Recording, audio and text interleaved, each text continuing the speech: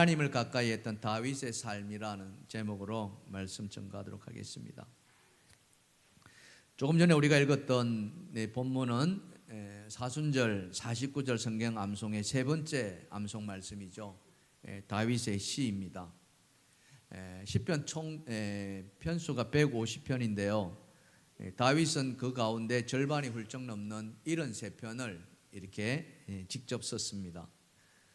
이렇게 많은 시를 썼던 것은 다윗의 삶이 여유로워서 또 마냥 행복해서 그렇게 쓴 것이 아니었습니다. 다윗의 인생은 누구보다도 굴곡이 많았고 또 위기도 많았고 고비도 있었습니다.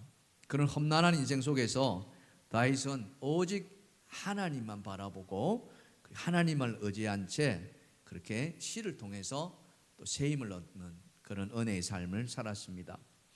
오늘 본문인 시편 5편 역시 다윗의 인생 중에서 가장 아픈 시기에 고난당할 때에 쓴 시라고 알려져 있습니다. 그 아픈 시기는 다름이 아니라 바로 자기의 아들이었던 압살롬의 반역 사건 때였습니다. 다윗에게는 한 20명 가까운 아들이 있었어요. 많은 아들을 두었습니다. 물론 여러 명의 아내를 통해서 얻은 아들이었습니다. 그 중에 이 압살롬은 다윗이 참 많이 아꼈던 또 사랑했던 그런 아들이었습니다. 그런 압살롬으로부터 이 다윗이 왕위가 찬탈당하고 또 반란을 일으킵니다. 다윗은 정말 눈물을 머금고 아들을 피해서 궁을 버리고 도망칠 수밖에 없었습니다. 그 도망치는 다윗의 마음은 이루 말할 수 없이 슬펐고 참담했습니다. 차라리 정적에 의해서 쫓겨났다면 할 말이라도 있을 터인데 아들의 반란으로 쫓겨났으니 어디다 대고 하소연할 길이 없었던 것이죠. 우리말 그대로 억장이 무너질 일입니다. 다윗은 그런 참담한 마음을 어떻게 극복할 수 있었을까 이겁니다. 오늘 시가 바로 그것을 다윗이 극복해 나갔던 삶의 모습을 우리에게 잘 보여주고 있습니다.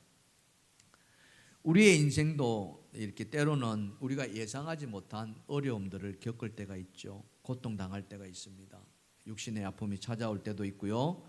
또 사업의 문제로 인해서 고통당할 때도 있고 또 다윗과 같이 자식의 문제로 또 말로 다 할 수 없는 아픔을 겪기도 합니다. 그러다 보면은 누구한테 이 속을 털어낼 수 없는 가슴앓이를 하곤 하죠. 이럴 땐 참 정말 난감합니다. 다윗도 그랬던 것 같아요. 말씀드린 것처럼 다윗은 아들에 의해서 왕위를 빼앗기는 그런 참담한 일을 겪게 되는 거거든요. 이 상황을 다윗은 무엇으로 극복했는가 하는 것이죠. 오늘 이 시편 5편을 통해서 여러분 같이 은혜를 받았으면 좋겠습니다. 자, 다윗이 그 참담한 상황을 어떻게 헤쳐나갔는가 첫 번째입니다. 시작. 다윗은 새벽에 하나님께 나아갔다. 다윗은 하나님을 찾았는데요. 오늘 말씀을 통해서 보면은 다윗은 새벽을 하나님께 나아갔습니다. 우리 벙어리 냉가슴 앓는다는 말이 있지 않습니까? 다윗이 지금 그 벙어리 냉가슴 앓고 있습니다. 아들 압살롬이 반란을 일으키고 궁을 버리고 도망칠 수밖에 없는 그런 절체절명의 사건을 당하고 있어요. 아들에게 쫓겨서 도망치는 그 아비의 마음은 그죠? 형용할 수 없는 참담한 그 자체였습니다. 사실 다윗에게는 권력이 있었습니다. 왕으로서 또 군사도 있었습니다. 심지어 다윗 같은 경우에는 젊어서 수많은 블레셋을 물리치는 용사였지 않습니까? 우리가 잘 아는 사울은 천천히요 다윗은 만만히로다.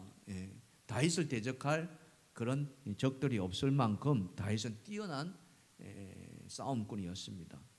그런 다윗, 어쩌면 마음만 먹는다면은 그는 얼마든지 아들 압살롬을 제압할 수도 있었는지 모르겠습니다.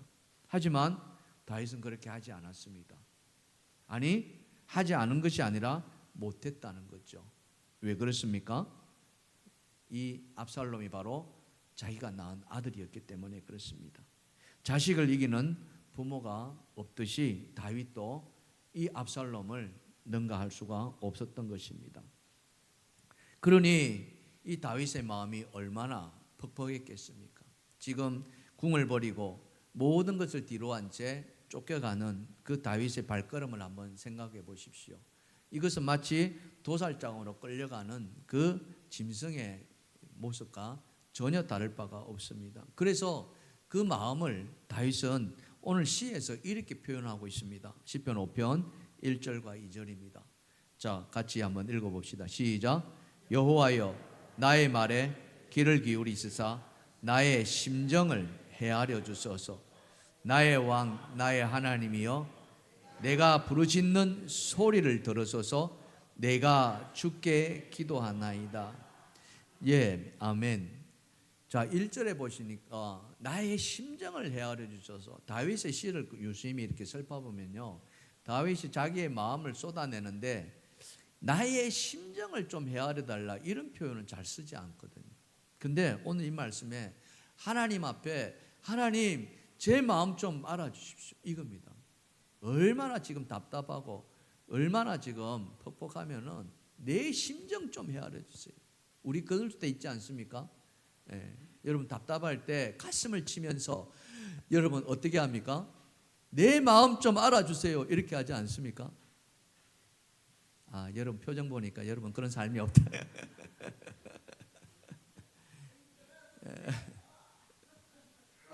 누구한테 말도 못하고, 그죠? 참 그 답답한 마음, 다윗이 지금 그걸 이야기해요. 하나님 앞에, 하나님, 속이 지금 새카맣게 타들어가. 이 마음을 어떻게 내가 누구한테 말하겠습니까? 내 아들이 지금 나를 쫓아내고 있습니다. 내 아들이 지금 나를 죽이려고 나를 쫓아오고 있습니다. 여러분, 이걸 누구한테 이야기하겠냐고. 바로 그 이야기죠. 조선을 건국한 이성계라는 분이 계셨습니다. 태조 이성계. 고려의 마지막 왕들이 무능했고 또 불교가 타락하다 보니까 고려를 집어삼켜 버렸어요. 그래서 이 이성계는 새로운 나라를 이루고자 혁명을 일으키고 마침내 고려를 무너뜨리고 조선을 건국합니다. 거기에 이성계의 모든 정치적 기반을 뒷받침해 줬던 자가 바로 정도전이라는 사람, 여러분도 잘 아실 것입니다. 그래서 이상적인 민본의 국가를 이루고자 했죠. 그가 이루고자 했던 그 나라는 고려의 그 왕의 타락한 모습을 그는 절실히 느꼈기 때문에 이제는 재상이 다스리는 나라, 이렇게 주장을 해서 재상국가를 만들고자 했던 거죠. 하지만 이런 이성계의 마음을 누가 배반했냐 하면은 누구겠습니까? 아들이 배반합니다.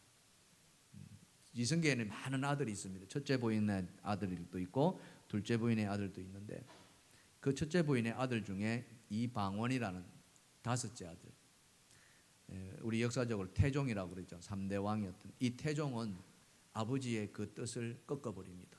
무슨 재상의 나라입니까? 조선도 왕의 나라야 됩니다. 그러면서 정도전을 제거해 버립니다.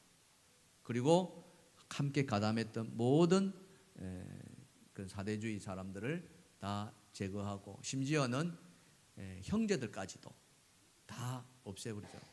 이성계 같은 경우에는 그 둘째 부인에게서 낳은 아들 방석이라고 있는데요. 이 아들을 참 총애했습니다.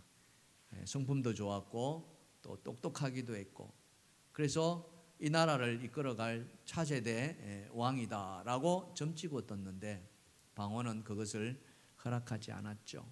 이 방석까지 죽임 당하는 것을 본 이성계는 이 권력의 무상함을 다 맛보고서 모든 걸 다 내팽개치고 도망쳐 버립니다. 사실 도망치지만은 어쩌면은 이 방원의 그 칼이 무서워서 도망갔는지도 모르겠습니다. 어디로 갔냐면은 저 함경도 함흥이라는 곳을 갔죠. 아버지가 없는 자리를 방원은 자기 마음대로 차지하죠. 형을 물러가게 하고 3대 태종으로 등극합니다. 근데 중요한 것은 정통성을 인정받아야 돼요. 그래서 자기 아버지 이성계에게 차사를 보냅니다. 내가 왕이 되었으니 아버지가 인정해 주십시오. 근데 보냈던 그 차사가 돌아옵니까? 안 돌아와요. 또 보내고 또 안 돌아와요. 그래서 나온 말이 뭡니까? 하멍차사란 말이 그랬습니다. 소식 기별이 없다는 거예요. 이성계의 그 마음, 큰 뜻을 이루고, 그죠? 고려를 업고 다시 새로운 나라 조선을 건국했고, 그래서 성리학의 나라를 만들고자 했지만 아들에 의해서 그 꿈이 완전 무참히도 짓밟히고, 심지어 자기가 낳은 아들까지도 다 죽임당하는 그런 참담함. 다윗이 지금 그런 마음이었지 않았을까? 하나님께서 다윗을 얼마나 축복하셨습니까? 그래서 주변에 있는 모든 나라를 다 통합해 가지고 통일왕국을 이루는 다윗이었습니다. 그래서 모든 것이 이제 태평성대, 그야말로 하나님의 은혜 속에 살아갈 그 다윗이 복병을 만난 겁니다. 그 복병이 누구였어요? 아들이었다는 거죠. 이 아들. 이 압살롬으로부터 이렇게 아버지가 쫓김을 당하는 참 참담함이란 이로 말할 수 없어. 그러니 하루도 편할 날이 없었던 거죠. 도망치면서도 다윗은 늘 마음에 불안할 수밖에 없었고, 심지어는 밤잠을 이루지 못할 정도로 그는 밤을 꼬박 새우기도 합니다. 뜬 눈으로 지새우죠. 우리도 그렇습니다. 그죠? 근심과 걱정이 많이 있으면은 여러분 밤을 지새길 때도 있지 않습니까? 어떤 분은 막 약을 드셔도 잠이 안 온다 이런 분들도 계시고, 그거보다 더 고통스러울 때가 없습니다. 다윗도 그랬던 것 같아요.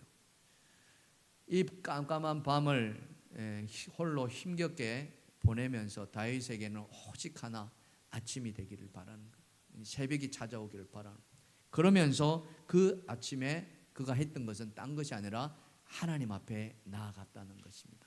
그게 오늘 시편 5장 3절입니다. 5편 3편 다 같이 시작.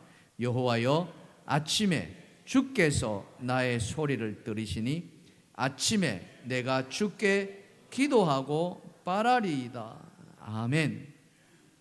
여러분, 이 아침은요, 해가 훤히 뜬 그런 아침이 아닙니다. 여기 아침은 이제 막 어둠이 걷혀지기 시작하는 그 새벽의 미명, 그 시간대의 아침을 말하는 거예요.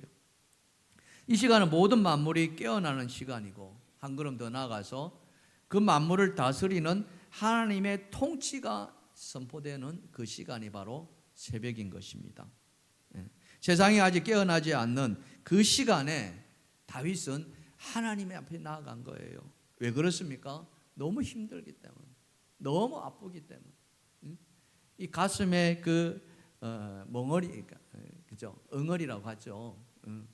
아무에게도 말할 수 없는 그 아픔을 안고 그는 하나님 앞에 나아갑니다. 하나님 앞에 나아가서 하나님 앞에 자기 마음을 토로합니다. 그 토로가 뭐였습니까? 내 심정을 좀 헤아려 주십시오. 하나님 앞에. 근데 여러분, 이 심정을 헤아려 달라는 이 말의 의감은 뭐냐면은 말로 하는 것이 아니라 신음하는 거예요. 신음.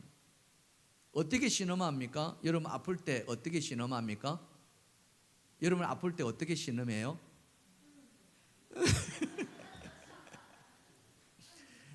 그죠? 아이고. 지금 여러분 웃으십니다만 진짜 아플 때 한번 생각해봐요. 하나님, 얼마나 마음이 퍽퍽하면은 여러분 한번 생각해 보세요. 혹시 여러분 가운데 뭐 그런 일은 없겠습니다만은 장성한 자식이 부모의 마음에 대못을 박을 때가 있지 않습니까? 엄마 아버지의 그 마음을 헤아리지 못하고 비수를 꽂을 때가 있습니다. 그럴 때 그 엄마 아버지의 마음은 무너집니다. 그렇지 않아요? 기가 막힐 상황. 그래서 다윗은 그 마음을 어떻게 할 수가 없어가지고 그 어둠이 걷히는 그 새벽 시간에 하나님 앞으로 나아가요. 바로 그 마음을 쏟아내는 거죠. 근데 어떻게 다윗만 그러냐면 성경을 보면은요, 예수님도 그 새벽을 찾아서 하나님에게 나아갔다라고 우리에게 보여줍니다. 예수님이 가는 곳마다 여러분 아시다시피 수많은 병자들이 그죠 몰려왔지 않습니까? 마을에 있는 모든 병자들은 뭐 심지어는 혼자 걸어오지 못하면 들것이라도 막 실어가지고 데려오잖아요. 그러니 예수님이 하루 일과는 그 병자를 고치는 것을 시작해가지고 병자를 고치는 것이 끝나는지 모르고 어떨 때는 그랬습니다. 그날도 밤 해질 무렵에 그 동네에 있는 많은 병자들이 한 집에 예수님이 머물고 있는 그 집에 들어왔어요. 그러니 예수님이 그 사람들을 일일이 다 고쳐요. 그러니 얼마나 기쁜 밤이 되었겠습니까? 근데 그 다음 날 성경은 뭐라고 이야기하니까 마가복음 1장 35절에 이렇게 이야기합니다. 시작. 새벽 아직도 밝기 전에 예수께서 일어나 한적한 곳으로 가사 거기서 기도하시더니. 여러분 여기에 보시면은 세 가지가 나옵니다. 뭐냐면은 첫 번째 시간이 나옵니다. 언제였습니까? 새벽이었습니다. 장소가 나옵니다. 어디입니까? 한적한 곳입니다. 거기서 뭐 했습니까? 기도하셨다. 새벽에 한적한 곳에서 기도하셨다. 누가요? 예수님이. 다윗도 그 퍽퍽한 마음을 어떻게 말할 데가 없어가지고 그 새벽에 혼자 하나님을 만나서 하나님 앞에 신음을 토해내면서 하소연했습니다. 오늘 우리의 삶 속에서 여러분 이 세 가지가 지금 들어 있습니까? 내 삶의 인생 가운데 새벽이 있으십니까? 한적한 곳을 찾아가십니까? 거기서 하나님 앞에 기도하시고 계십니까? 여러분 지금 어떠신가요? 이 사순절을 보내고 있으면서 나를 살려주시기 위해서 예수님이 이 땅에 오셨습니다. 나를 살려주시기 위해서 십자가에 못 박히셨습니다.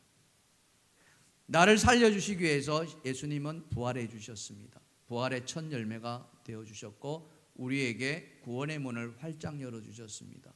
그 예수님조차도 이 새벽에 한적한 곳에 가서 하나님을 만났는데 오늘 우리가 구원받은 우리는 새벽이 있으신가요? 나에게 한적한 곳이 있으신가요? 나에게 기도하는 시간이 있으신가요? 이 세 가지 중에 하나라도 없다면 우리는 좀 너무한 거 아닌가? 한번 이 말씀을 통해서 우리가 한번 돌아보게 됩니다. 왜 다윗은 또 왜 예수님은 그 새벽 시간에 하나님을 찾았을까요? 성경은 우리에게 이렇게 우리에게 그 답을 알려줍니다. 시편 46편 5절입니다. 시작. 하나님이 그 성중에 계심에 성이 흔들리지 아니할 것이라 새벽에 하나님이 도우시리로다. 아멘. 새벽에 어떻게 하신다고요? 하나님이 도우신다. 바로 이겁니다. 하나님이 이 새벽에 우리를 도와주시겠다. 그래서 성경에 많은 이야기들이 하나님의 뜻을 받들고 나아갈 때 다 어떻게 나아갔습니까? 아침 일찍이 나아갔다. 말씀을 붙들고 그 새벽에 하나님의 음성을 듣고 그 하나님의 음성을 이루시기 위해서 하나님과 하나된 삶을 살아가는, 하나님을 가까이 하는 삶이 딴 것이 아니라, 오늘 이 자리에 계신 여러분, 다윗이 얼마나 참담합니까? 지금 한번 생각해 보세요. 언제 죽을지 몰라요.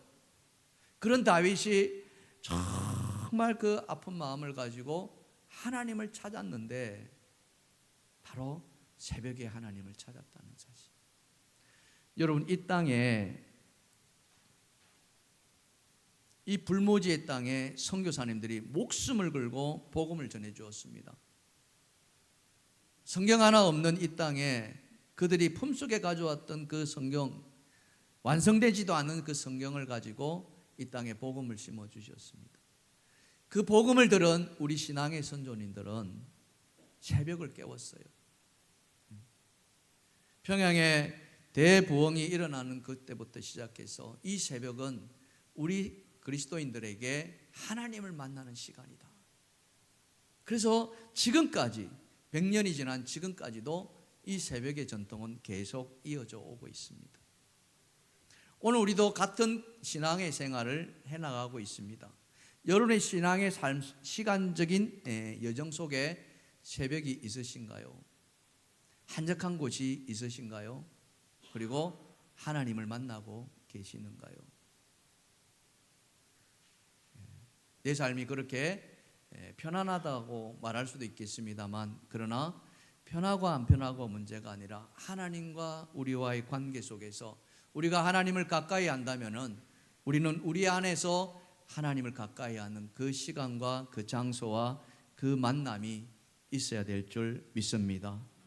사랑하는 성도 여러분, 다윗이 고통 중에 자기의 마음을 쏟아냈던 그 새벽, 밤잠을 설쳐가면서까지 그 새벽이 오기를 기다렸고 그 새벽에 하나님 앞에 나아갔다는 그 모습을 보면서 오늘 우리에게도 도전이 되었으면 좋겠습니다. 여러분, 다른 데는 몰라도 이 사순절 기간만이라도 조금이라도 여러분 한번 이 새벽을 깨워서 하나님 앞에 한번 나아가 보시지 않으시겠습니까? 멀리 계신 분들은 이 교회에 오기가 힘들 수도 있습니다. 그렇다면 집 가까이에 교회들도 있지 않습니까? 그곳에 나가셔서 하나님을 한번 만나보십니다. 그때 하나님이 여러분의 인생을 어떻게 도와주실지 우리는 아무도 알 수 없습니다. 여러분, 오늘부터 새로운 인트로 영상을 보여드렸습니다. 게임 체인지라는 말을 이렇게 도입을 했습니다만, 내 인생에 이 게임 체인지를 만날 수 있다는 축복, 성경에 많은 사람들이 예수를 만남으로 말미암아 그 인생이 180도 변화됐던 것처럼 오늘 우리도 그런 예수 그리스도를 만남으로 내 인생에 새로운 도전을 받을 수 있는 전환기가 되었으면 참 좋겠습니다. 여러분, 말씀을 암송하시면서 그런 은혜를 한번 받아보시지 않으시겠습니까?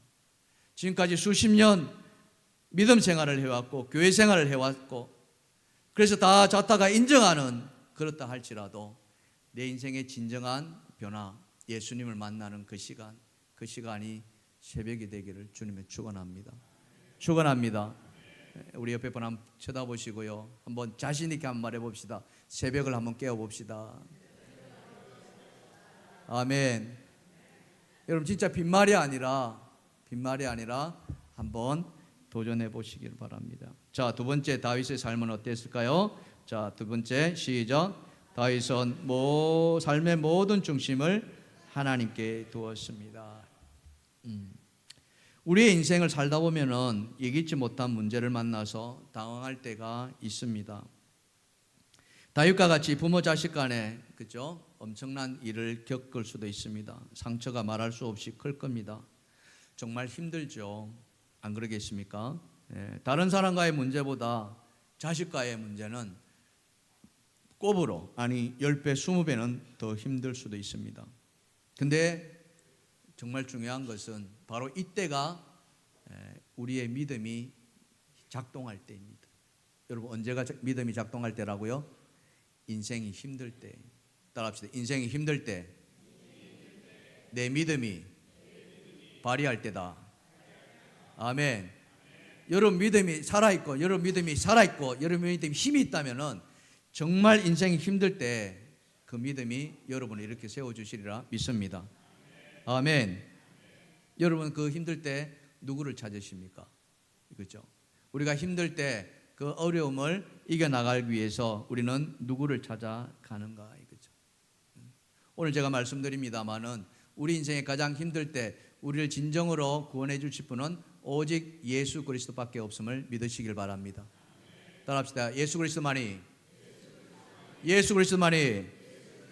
우리의 진정 구원자이십니다. 아멘입니까? 아멘입니까? 그렇다면 예수 그리스도가 진정한 구원자라는 것은 뭘 말하느냐? 내 삶의 중심이 예수 그리스도에게 놓여 있다는 거예요. 그게 예수 그리스도가 내 인생의 진짜 구원자라는 거예요. 내가 지금 힘들고 내가 지금 어렵고 그래서 좌절할 수밖에 없는, 낙심할 수밖에 없는, 포기할 수밖에 없는 그때에 사람들은 어떻습니까? 지푸라기라도 잡으려고 한다는 거죠. 그래서 눈에 보이는 걸 잡으려고 합니다. 사람을 의지하려고 합니다. 힘을 의지하려고 합니다. 권력을 얻으려고 합니다. 그러나 다윗은 그렇게 하지 않았다는 거죠. 다윗은 눈에 보이지도 않는 하나님을 의지했다는 사실, 영이신 하나님을 바라봤다는 거죠. 그게 뭐냐? 다윗의 생각 속에는 온전히 하나님이 원하시는 게 뭔가, 하나님이 기뻐하시는 게 뭔가, 하나님이 싫어하시는 게 뭔가, 하나님이 미워하시는 게 뭔가, 이거예요. 내가 미워하고 내가 싫어하는 게 아니라 하나님. 아멘입니까? 이게 삶의 중심이 하나님께 놓여 있다는 거예요. 하나님이 기뻐하시는 일이라면 다윗은 기꺼이 했습니다. 그러나 하나님이 기뻐하지 아니하시고 싫어하시는 일이라면 하지 않았다는 거예요. 오늘 그게 이 시편을 통해서 우리에게 보여주고 있어요. 그게 무엇입니까? 시편 5편 4절부터 6절까지 봅시다. 다 같이 시작. 주는 죄악을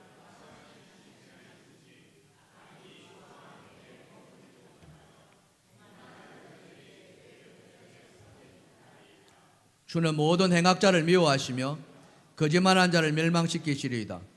여호와께서는 피 흘리기를 즐기는 자와 속이는 자를 싫어하시니이다. 아멘. 여기 이 말씀을 보면은 나 다윗이 이걸 싫어하고, 나 다윗이 이것을 미워하고, 나 다윗이 이걸 멸망시키고, 이게 아니에요. 하나에서 열까지 처음부터 끝까지 다 누구입니까? 하나님이시라는 거예요. 바로 이게 하나님의 중심의 삶이라는 거죠.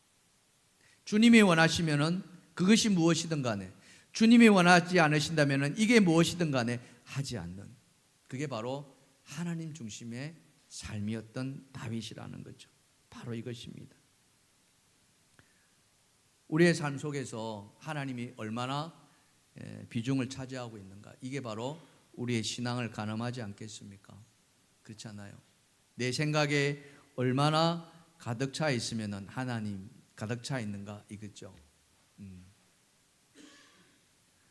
가끔 제가 이렇게 이야기를 합니다만, 젊었을 때를 한번 돌아가 보십시다. 연애를 한다고 생각해 보세요. 그러면은 그 연애를 하는 그 사람의 생각 속에는 뭐가 가득할까요?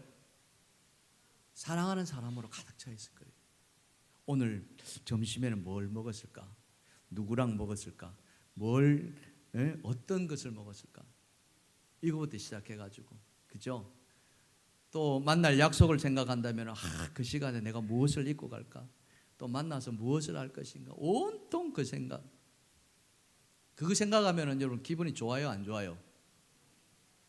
좋아요, 안 좋아요? 연애를 안 해보셔가지고 기분이 좋은지 안 좋은지도 감도 안 오시나 봐. 사랑하는 사람을 생각만 하더라도 여러분 어때요? 그냥 배가 부르지 않습니까? 그렇죠? 멀리 떠나갔던 자식이 돌아온다고 생각해 보세요. 얼마나 기쁘겠습니까? 온통 그 생각으로. 다윗이 지금 그 이야기를. 지금 다윗은 어떤 상황입니까? 지금 자기 코가 석자입니다. 그렇죠?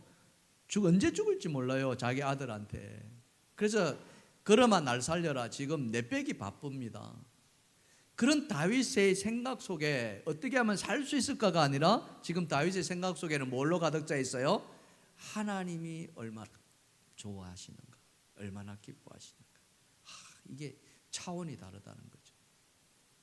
우리하고 차원이 다른 삶을 다윗이 살았던 것 같아요. 그러다 보니까 하나님은 어때요? 그 사망의 음침한 골짜기 속에서도 다윗으로 하여금 해를 두려워하지 않게 하셨잖아요. 주님이 그의 지팡이와 막대기가 되어주셨어요. 아멘입니까?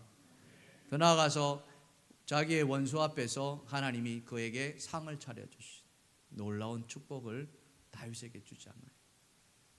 이게 차원이 다른 삶을 살아가는, 하나님은 우리에게 그런 은혜를 주셨어요. 여러분 생각해 보세요.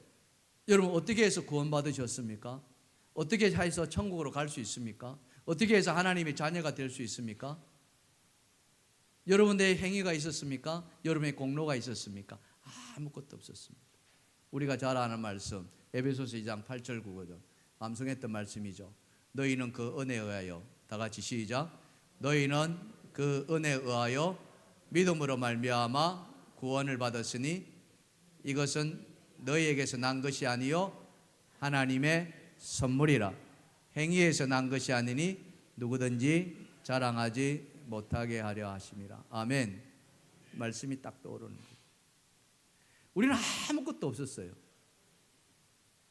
말 그대로 그냥 아무것도 없었지만 하나님이 세상을 이처럼 사랑하사 우리가 그 사랑 안에 낙점된 거예요. 택함받은 거예요. 뽑혀간 거예요. 그리고 구원의 길을 열는 거예요. 그러니 우리는 어떻습니까? 구원받지 못한 사람에 비한다면 우리는 차원이 높은 삶을 지금 영위하고 있다는 것이죠. 하나님의 자녀로서, 하나님 나라 백성으로서. 여러분 그거 누리시기를 주님의 축원합니다. 축원합니다. 그렇다면 이제 뭡니까? 우리의 생각도 조금 차원이 달라야 되지 않겠는가? 그렇죠? 이 땅에 살지만은 그러나 우리는 천국의 백성으로 살아가기 때문에 이제 천국의 삶을 살아내는 그런 하나님 나라 천국 시민으로 살아가는 거죠. 다윗은 그랬습니다. 그렇게 쫓겨다니고 도망다니고 참담한 속에서도 그는 하나님을 바라보면서 하나님이 원하시는 게 뭔가, 하나님이 기뻐하시는 게 뭔가, 하나님이 싫어하시는 게 뭔가 그걸 알고 있었고 그것을 이 시를 통해서 드러내주고 있다는 것이죠. 그렇기 때문에 하나님은 이 다윗을 가리켜서 내 뜻을 이룰 자다 이렇게. 오늘 여러분 안에 그런 은혜가 있기를 주님으로 축원합니다. 여러분이 하나님의 뜻을 이루어 가시는 그런 하나님의 백성 되기를 축원합니다. 아멘. 그래서 그 뜻을 이루어 가는 자를 하나님은 이 다윗에게 너는 내 마음에 맞는 자다, 내 마음에 합한 자다 이렇게 이제 고백. 이런 삶이 결국에는 무엇을 말합니까? 결국 하나님이 원하시는 것은 우리로 하여금 죄악된 삶에서 벗어나서 이제는 뭡니까? 하나님 나라 백성으로서 거룩한 시민으로 살아가라 이렇게 이야기하는 거예요. 그렇죠? 레위기 11장 45절에 이렇게 말씀합니다. 나는 너희의 하나님이 되려고 애굽 땅에서 너희를 인도하여 낸 여호와라. 다 같이 내가 거룩하니 너희도 거룩할지어다. 아멘. 아멘. 내가 거룩하니. 하나님 우리에게 그런 거룩의 옷을 예수 그리스도를 통해서 입혀 주셨습니다. 이미 우리 안에는 거룩의 본성이 들어와 있습니다. 더 이상 우리는 죄악 속에서 살아갈 필요가 없지요. 왜?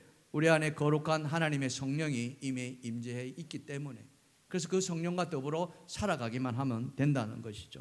이게 바로 하나님의 성품이며 우리가 닮아가야 될 궁극적인 그런 모습인 것입니다.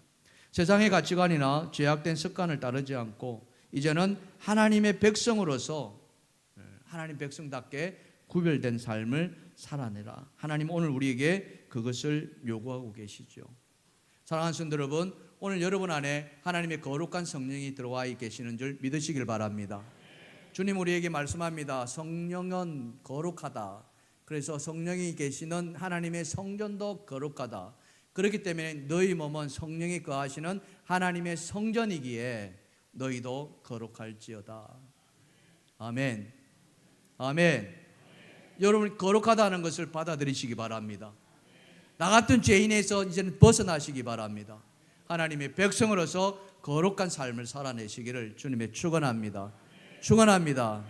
우리 옆에 분 쳐다보시고 이렇게 한 말 해봅시다. 죄를 멀리하면 거룩합니다. 아멘. 죄를 멀리하면 거룩해집니다. 더 이상 죄악이 발붙지 못하는. 자, 마지막 다윗은 어때요? 다윗은 하나님의 은혜 안에 살려고 했다. 다윗은 은혜를 붙들었습니다. 따라합시다. 은혜. 은혜. 처음부터 은혜. 마지막에도 은혜. 아멘. 은혜가 여러분을 이렇게 인도하시면 좋겠어요. 여러분 압살롬이라는 이름의 뜻을 혹시 아십니까? 압살롬. 이 압살롬은요 두 단어가 합쳐진 건데 하나는 아브라는 단어하고 그 다음에 살롬이라는 단어가 합쳐진 거예요. 아브는 여러분 아브라함이 있지 않습니까? 아브라함이 무슨 뜻입니까? 모든 민족의 아버지잖아요. 열국의 아비라고 옛날에는 그랬죠. 아브가 아버지라는 뜻이에요. 살롬은 무엇입니까? 살롬 우리 알죠? 평화의 인사, 그죠? 샬롬 이럴 때 그 샬롬입니다. 그러면 아브와 샬롬이 합쳐졌으니까 이거는 뭐예요? 평화의 아버지 이렇게 되는 거예요. 누가요? 압살롬이 그래요. 다윗이 아들 압살롬의 이름을 붙여주면서 너는 장차 너를 통해서 내가 평화의 아버지가 될 거야 이런 마음으로 붙여졌을 거예요. 여러분 자기 이름 받을 때 아버지가 그냥 아무렇게나 붙여진 사람 단 한 사람도 없을 거예요. 다 나름대로 의미를 부여했을 거예요. 압살롬이 그랬습니다. 이 압살롬을 통해서 내가 이제는 이 세상 모든 나라를 다스리는 평화의 아버지. 그런데 그 평화의 아버지가 지금 뭐하고 있어요? 그 아들에게 쫓긴 박스 도망가고 있다는 거예요. 그러니 이 아버지의 마음이 어떻겠습니까? 여러분 한번 생각해 보세요. 말로 다 알 수 없는. 그렇죠? 근데 다윗은 살아납니다. 죽을 것 같던 그 위기 속에서도 살아납니다. 어떻게 해서 다윗이 살아날 수 있었냐? 그것은 바로 하나님의 은혜를 그가 입었다는 사실. 바로 이거예요.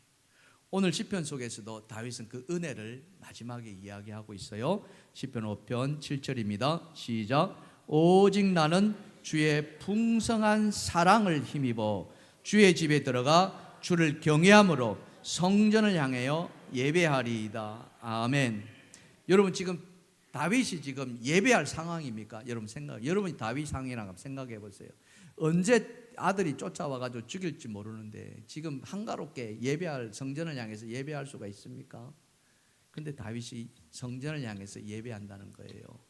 근데 그 힘이 어디서 나와요? 그 힘이 어디서 나와요? 주의 풍성한 사랑을 힘입었다. 풍성한 사랑. 이 사랑이 뭡니까? 바로 헤세드입니다. 히브리어로 헤세드. 따라합시다. 헤세드. 헤세드.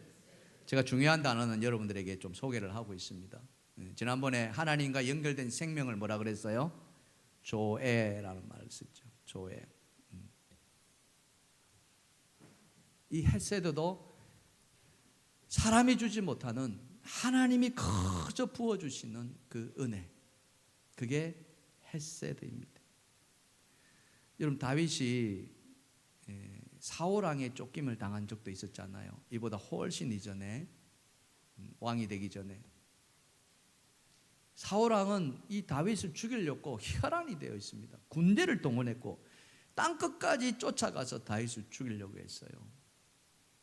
근데 이 다윗의 목숨을 건져준 사람이 누구였습니까? 요나단이었습니다. 근데 요나단이 누구예요? 자기를 죽이려 했는 사울의 아들입니다. 아버지는 죽이려고 그러고 아들은 살리려 주는. 이게 기가 막힌. 요나단은 가만히 있으면요 사울 왕에 이어서 차기 왕이 될 사람입니다. 왕이 계승이 되니까 가만히 있어도 그는 왕이 될 사람이에요. 근데 이 요나단이 왕은 내가 아니라 다윗이 네가 왕이야 이렇게 인정해 버리죠.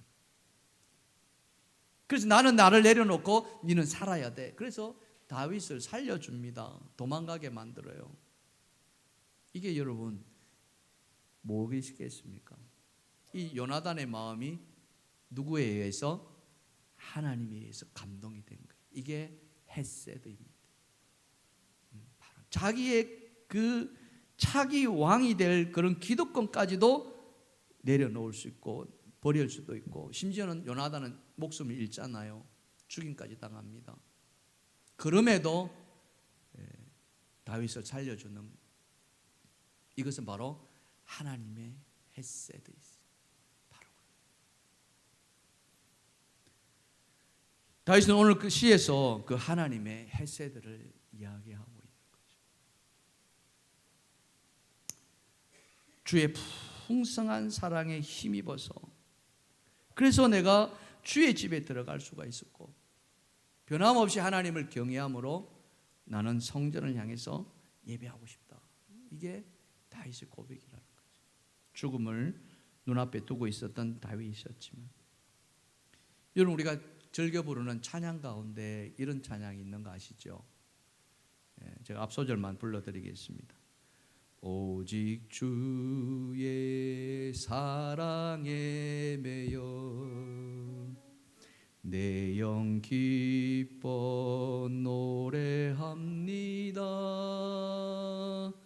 이 소망의 언덕 기쁨의 땅에서 주께 사랑드립니다.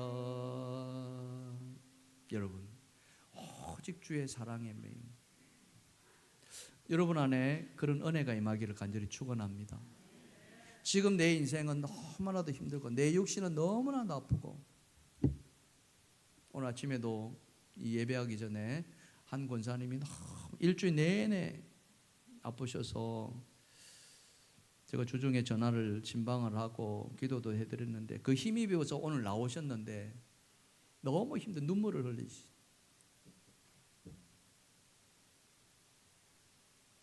여러분, 여기까지 나왔다는 그 자체가 하나님의 은혜, 사랑에 매여서 나오신 줄 믿습니다. 아멘. 여러분 안에 그런 하나님의 사랑이 임하시기를 간절히 바랍니다. 그 사랑으로 좀 살아가시면 좋겠어요. 그래서 내 안에 있는 모든 여러분 하나님이 기뻐하지 않는 모습들, 그런 것들 이제 다 씻어내버리시고 그 하나님의 사랑이 여러분을 풍성하게 덮여지기를 간절히 축원합니다. 그러면 우리의 눈빛도 달라질 것이고 우리의 말도 달라질 것이고 우리의 삶도 좀 달라지지 않겠습니까? 그게 주님이 오늘 우리를 찾아오시는 거예요. 근데 이 사랑이 우리 안에 들어오지 않으면, 이 하나님의 헷세드, 이 헷세드가 메말라 버리면 우리는 끊임없이 내가가 되는 거예요. 성경은 끊임없이 우리로 하여금 내가 그리스도와 함께 십자가에 못 박혔나니 나는 날마다 죽노라고 사도 바울은 그렇게 목놓아 부르짖는데, 나는 죽지 아니하고 여전히 나는 살아있고 내가 주인이 되어버리고, 그러니 내가 내 마음대로 하려고 하는 것, 그렇죠? 쥐었다 폈다 쥐었다 폈다. 그러니 그 인생이 얼마나 고달프겠습니까? 오늘 다윗을 한번 생각해 보십시오. 다윗은 그냥 다 하나님 앞에 맡기고, 비록 자기가 지금 사망의 엄침한 골짜기 구렁텅이에 빠져 있지만은 그러나 그 하나님의 그 사랑에 힘입어서 지금까지 베풀어 주셨던 그 놀라우신 하나님의 은혜, 그 은혜가 강물처럼 내 안에 젖어들었을 때 다윗은 하나님을 향해서, 성전을 향해서 예배하신 거예요. 하나님이 어떻게 그 예배를 받지 않으시겠습니까? 여러분, 이 사순절을 보내시면서 우리가 그런 은혜가 임했으면 좋겠습니다. 이 종이 사순절 어떻게 하면 의미 있게 보내주는가 싶어서 이 49절을 한번 암송하면서 이렇게 지내보십시다. 하루에 한 구절만이라도 암송해 보십시다. 이렇게 지금 얼마나 많이 하고 있습니까? 그것은 우리가 하나님 앞에 우리를 향하신 그 하나님의 놀라우신 헷세들을 우리가 하나님 앞에 대갚을 수 있는 가장 작은, 최소한의 어쩌면은, 그렇죠? 우리가 뭐 새벽을 깨우기나 합니까? 한적한 곳을 찾아 나갑니까? 기도하는 시간을 갖습니까? 어쩌면 아무것도 하지 않는, 그러면서도 우리는 구원받은 백성이라고 이렇게 지금 살아가고 있지 않겠습니까? 한번 우리 자신들을 돌아보면서 오늘 이 다윗의 이 시편을 통해서 그는 참담함을 말로 닿을 수 없는 그 속에서도 하나님 내 심정을 좀 헤아려 달라고 흐느끼면서도 그 하나님의 은혜가 있기에 오늘도 나는 그 성전을 향해서 예배하겠습니다. 얼마나 여러분 고귀합니까? 얼마나 아름답습니까? 우리 한번 그렇게 한번 이 사순절을 보내보시지 않으시겠습니까? 그게 우리 그리스도인의 삶이지 않겠습니까? 여러분, 그런 은혜가 오늘 여러분 안에 있기를 주님의 이름으로 축원합니다. 축원합니다. 찬양하겠습니다.